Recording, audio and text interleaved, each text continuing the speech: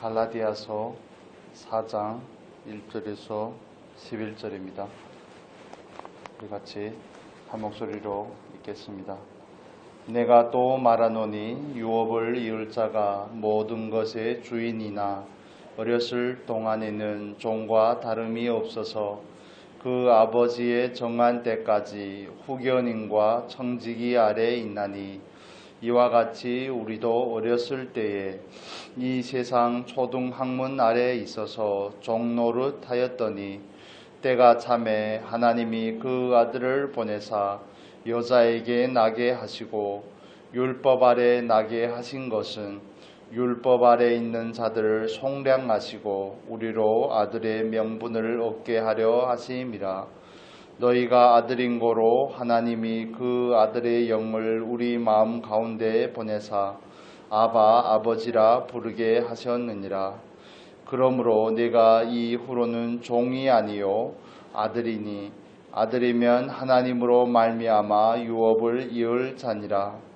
그러나 너희가 그 때에는 하나님을 알지 못하여 본질상 하나님이 아닌 자들에게 종노릇 하였더니 이제는 너희가 하나님을 알 뿐더러 하나님이 아신 바 되었거늘 어찌하여 다시 약하고 천한 초등학문으로 돌아가서 다시 저희에게 종노릇 하려 하느냐. 너희가 날과 달과 절기와 해를 삼가 지키니 내가 너희를 위하여 수고한 것이 헛될까 두려워하노라. 아멘. 어제 아침에 우리가 살펴본 것처럼 사도 바울은 이제는 그 아들됨에 대해서 강조하고 있습니다. 율법의 메인바 되었다가 율법은 우리를 예수 그리스도께로 인도하는 초등교사라 그랬죠. 몽학 선생이 되어서 우리를 그리스도께로 인도하게 되고 또 율법의 정죄를 받고 율법으로 인해서 스스로가 죄인이 된 것을 안 사람은 예수 그리스도가 필요하다는 사실을 깨닫게 되고 또 성령께서 역사하심으로 우리는 예수님을 믿게 되고 또 화목제물이 되신 예수님을 믿음으로 말미암아서 우리가 구원을 얻게 되는 것이라고 말씀을 나누었습니다.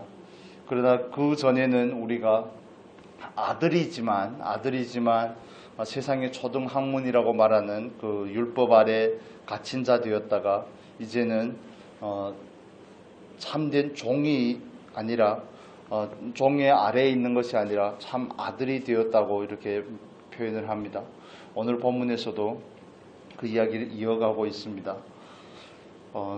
믿음을 가진 자는 아브라함과 함께 복을 받느니라 하는 이 표현을 3장 9절에서 이렇게 말씀하죠. 그러므로 믿음으로 말미암은 자는 믿음이 있는 아브라함과 함께 복을 받느니라 이렇게 말씀을 하고 3장 29절에서는 너희가 그리스도께 속한 자면 곧 아브라함의 자손이요 약속대로 유업을 이을 자니라 이렇게 말합니다. 아브라함의 후손과 그리스도에게 속한 것을 같은 의미로 해석을 합니다. 즉 아브라함의 자손이자 그리스도께 속한 자고 또 오늘 본문에 이어지는 그 말씀 가운데서는 5절의 말씀 우리 같이 읽을까요? 5절 4장 5절 같이 읽겠습니다. 율법 아래에 있는 자들을 속량하시고 우리로 아들의 명분을 얻게 하려 하심이라. 아멘. 우리도 세상 초등학문 아래에 있어서 곧 종노릇 하는 사람들이었지만 때가 참에 이 표현이 굉장히 중요한 표현인데 하나님께서 예수 그리스도가 오는 그 기간은 고린도전서 15장에서 말씀하는 것처럼 성경대로 죽으시고 성경대로 부활하시고 하나님의 때가 찼을 때 하나님은 약속하셨던 그 여자의 후손을 보내게 되는 것입니다. 여자의 후손이 예수 그리스도가 오셔서 4절에 표현하죠. 여자에게서 나게 하시고 마리아를 통해서 여자가 나게 하시고 그를 예수님으로 하여금 율법 아래 나게 하신 것은 율법을 아래에 있는 모든 사람을 구속하기 위하여 예수님을 율법 아래 나게 하신 것입니다. 그래서 여기서 이 원리를 우리가 이해할 필요가 있는데, 예수님만이 온전히 율법을 지키고 온전히 율법대로 사실 수 있는 분이십니다. 그렇기 때문에 예수님만이 그 율법 아래 갇혀 있는 사람을 해방할 수 있습니다. 다른 표현으로 해볼게요. 예수님만이 죄가 없으십니다. 예수님은 여자의 몸으로 이 땅에 빌려서 이 땅에 오셨지만 예수님만이 죄가 없으신 분이기 때문에 죄 있는 죄인들의 죄를 용서할 수 있습니다. 죄인들을 위해서 죽으실 수가 있고 죄인들을 위해서 그 대가를 치르실 수가 있습니다. 그래서 이 역사는 오직 예수 그리스도께서만 하실 수 있는 부분입니다. 비록 여자의 몸으로 오셨지만, 몸을 타고 오셨지만, 그러나 예수님께서만이 우리의 죄를 용서하실 수 있는 분이심을 여러분 믿으시기를 바랍니다. 그래서 히브리서 10장에서는 그렇게 표현을 하죠. 송아지와 양의 피로는 온전함을 얻을 수 없나니, 그렇게 말씀을 합니다. 구약의 제사는 예수 그리스도의 십자가의 모형이라고 그랬죠. 그림자입니다. 그래서 구약에서 반복적으로 드리는 소를 드리고 양을 드리고 하는 그 제사로는 온전하게 할 수가 없습니다. 죄를 용서받을 수가 없죠. 사람의 죄는 사람이 대신해야 되는 겁니다.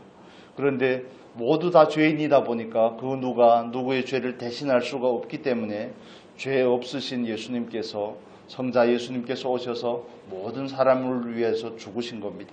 그걸 갈라디아서 4장 5절에서는 율법 아래 있는 자들을 속량하시고 우리를 구원하실 뿐만 아니라 우리에게 무엇을 주신 겁니까? 아들의 명분을 주신 겁니다. 갈라디아서 그 위에 4장 3장 29절에서는 이렇게 표현을 했는데, 약속대로 유업을 얻을 자니라, 이렇게 말씀을 했는데 4장에 와서는 좀 더 구체적으로 말하죠. 그 표현이 더 명확해집니다. 아들의 명분을 얻게 하려 하심이라. 우리 6절 같이 읽을까요? 6절 같이 읽겠습니다. 너희가 아들인 고로 하나님이 그 아들의 영을 우리 마음 가운데 보내사 아바 아버지라 부르게 하셨느니라. 하나님께서 성령으로 우리로 하여금 감동하시고 우리에게 계시 주셔서 우리가 예수 그리스도를 구주로 고백하게 하실 뿐만 아니라 성령을 우리에게 보내서 우리로 하여금 하나님을 뭐라고 부를 수 있게 하신 겁니까? 아버지라고 부르게 하실 수 있게 된 것입니다. 로마서 8장의 말씀 제가 읽어드리겠습니다. 로마서 8장에 보면 8장 16절 15절부터 보면 이렇게 말씀합니다. 14절부터 읽어드릴게요. 8장 14절입니다. 무릇 하나님의 영으로 인도함을 받는 그들은 곧 하나님의 아들이라. 너희는 다시 무서워하는 종의 영을 받지 아니하고 양자의 영을 받았으므로 아바 아버지라 부르시느니라. 양자의 영을 받은 겁니다. 성령을 받은 겁니다. 성령을 받았기 때문에 아버지라고 부를 수 있는 겁니다. 그래서 우리가 하나님을 아버지라고 부를 수 있는 거 아무 사람이나 고백할 수 있는 거 아닙니다. 그냥 교회 다니는 사람, 또 뭐 비꼬는 식으로도 여러 가지 표현으로 말하지만, 그러나 아무 사람이나 하나님을 아버지라고 부를 수 있는 게 아니죠. 양자의 영인 성령을 받았을 때만이 가능한 일입니다. 그래서 그 성령께서 우리 안에서 또 하시는 일이, 성령이 친히 우리로 더불어 우리가 하나님의 자녀인 것을 증거합니다. 에베소서에서는 이 표현을 성령으로 인을 친다 이렇게 말씀을 하죠. 그래서 한번 자녀가 된 것은 되돌릴 수가 없고 물릴 수가 없는 부분입니다. 그렇다면 17절에서 이어서 자녀이면 또한 후사 곧 하나님의 후사요 그리스도와 함께 한 후사니 우리가 그와 함께 영광을 받기 위하여 고난도 함께 받아야 될 것이니라. 그래 자녀됨이 어떻게 살아야 되는지에 대해서도 말씀하고 있습니다. 그렇습니다. 성령께서 예수 그리스도가 오셔서 성취하신 그 일을 우리로 하여금 알게 하신 것은 놀라운 은혜인 줄로 믿습니다. 그렇기 때문에 우리가 아버지를 정말 아버지라고 부를 수 있었습니다. 옛날에는 미아입니다. 옛날에는 다 미아하고 고아합니다. 예수님께서 하신 표현이죠. 내가 너희를 다시는 고아와 같이 버려두지 아니하겠다. 이렇게 말씀을 요한복음 14장에서 하시는데, 하나님을 모를 때는 우리는 세상의 초등학문 아래에서 정도로 되었습니다. 여기서 말하는 세상의 초등학문은 단순하게 율법을 말하는 것을 넘어서서 에베소서 2장의 그 표현이죠. 공중의 권세 잡은 자 아래에서 갇혀서 그 진노의 자녀였고 우리는 종노릇하는 존재였습니다. 그러나 하나님께서 그 아들을 보내셔서 우리를 죄와 사망과 저주에서 마귀의 권세에서 건져주신 줄로 믿습니다. 그래서 율법은 우리에게 죄를 알게 할 뿐만 아니라, 그러나 여기에서 율법은 우리에게 죄를 알게 하지만 마귀는 그 율법을 악용합니다. 하나님의 취지는 율법으로 하여금 우리가 죄인인 것을 알게 해서 예수 그리스도로 나아가게 하는 것이 하나님의 뜻이고 하나님의 목적이라면, 마귀는 그 율법의 기능을 악용을 하는 겁니다. 율법으로 우리가 죄인됨을 발견하게 하고 그것으로 인해서 예수님께로 나아가서 그 죄의 문제를 해결을 받게 하는 게 아니라 우리로 스스로 정죄에 빠지게 합니다. 너는 그런 사람이야, 너는 안 돼, 이런 식으로 우리를 참소라고 그러죠. 요한계시록의 표현을 따르면 마귀는 참소하는 자입니다.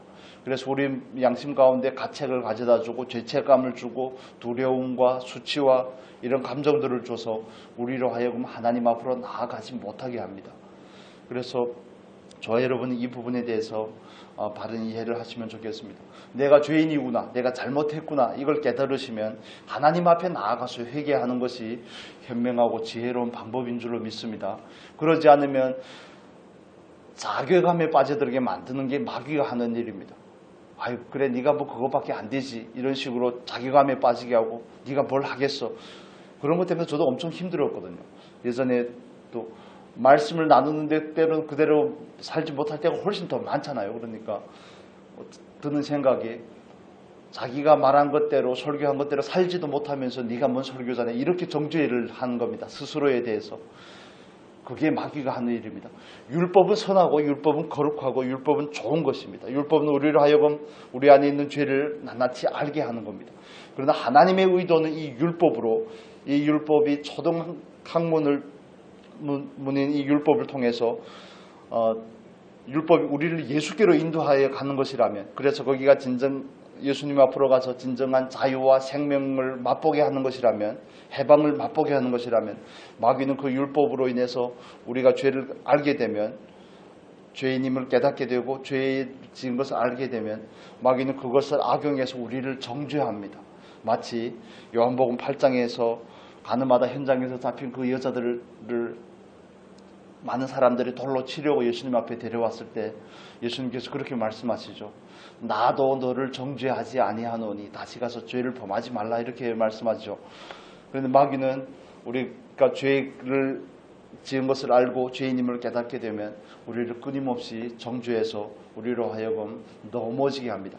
예수님께서 오시는 것은 우리를 살리려 하는 것이고, 마귀가 하는 역할은 늘 우리로 하여금 패망하게 하는 것입니다. 예수님께서 오시는 것은 우리를 세우게 하는 것이지만 마귀는 우리를 넘어뜨리려 하는 겁니다. 예수님께서는 오셔서 우리를 위로하시고 우리에게 평안을 갖다 주는 거지만 마귀는 늘 우리를 참소합니다. 고발합니다. 우리로 정죄에 빠지게 합니다. 우리 안에서 평안을 앗아갑니다. 빼앗아갑니다. 그게 마귀가 하는 일입니다. 그래서 같은 율법이지만 그 쓰임새에 있어서 우리가 바르게 발견을 하고 하나님 앞으로 나아가는 것이 유일한 저와 여러분이 해야 될 선택인 줄로 믿습니다. 아들이기 때문에 이제는 우리는 종 아래에 있지 않습니다. 율법 아래에도 있지 않고 세상의 초등학문, 또 다른 말로는 마귀로 의미되는 이 세상 아래에 있지 않습니다. 그래서 우리는 세상을 넘어서서 성령을 따라서 살아야 되는 하나님의 자녀들인 줄로 믿습니다. 그래서 성령께서 우리로 하여금 아버지라고 고백할 수 있게 할 뿐만 아니라 우리 안에 들어와 계시죠. 우리 안에 들어와 계셔서 로마서 8장에서 찾아본 것처럼 하나님의 인도하심을 받는 자는, 하나님의 영으로 인도하심을 받는 자는 하나님의 아들이라고 말합니다. 그래서 하나님의 아들, 하나님의 자녀된 이름을 가진 자는 하나님의 아들의 영인 성령의 인도함을 받는 삶을 살아야 되는 줄로 믿습니다. 네, 말씀을 정리하겠습니다. 저와 여러분은 하나님의 자녀가 된 줄로 믿습니다. 그래서 성령께서 우리에게 은혜를 주셨기 때문에 우리가 아바 아버지라고 부를 수 있습니다.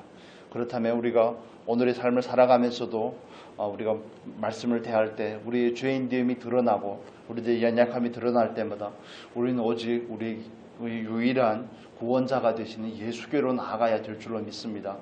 스스로에게 내가 이것밖에 안 되는구나 이런 생각은 마귀로부터 온 것입니다. 스스로 나는 안 되는가 보다 자기를 정죄하고 자기감에 빠지는 것은 마귀가 하는 역사입니다. 그래서 그런 부분에 대해서 우리가 바르게 분별하고 하나님의 아들로서 성령의 인도하심을 따라 살 수 있는 귀한 하루의 삶이 될 수 있기를 예수님의 이름으로 축복합니다. 기도하겠습니다. 좋으신 아버지 감사합니다.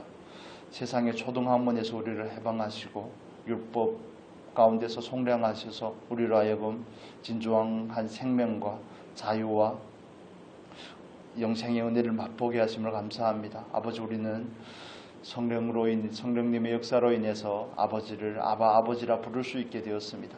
아들의 영을 받은 자가 되었고 이제는 또한 아들의 영을 따라 살 수 있는 자들이 된 줄로 믿습니다. 아버지, 늘 우리가 우리 스스로의 부족함과 연약함을 발견할 때마다 더욱더 힘있게 성령님을 의지할 수 있도록 인도하여 주옵소서. 더욱더 예수님께 나아가 문제를 해결받고 예수님께 나아가 모든 것을 토로하며 호소할 수 있도록 인도하여 주옵소서. 오늘 하늘의 삶 가운데서도 성령의 인도하심을 따라 사는 귀한 하루의 삶이 되기를 원하며 이 시간도 우리의 기도를 들으시고 또 응답하실 줄 믿사오며 감사하며 예수님의 이름으로 기도합니다. 아멘.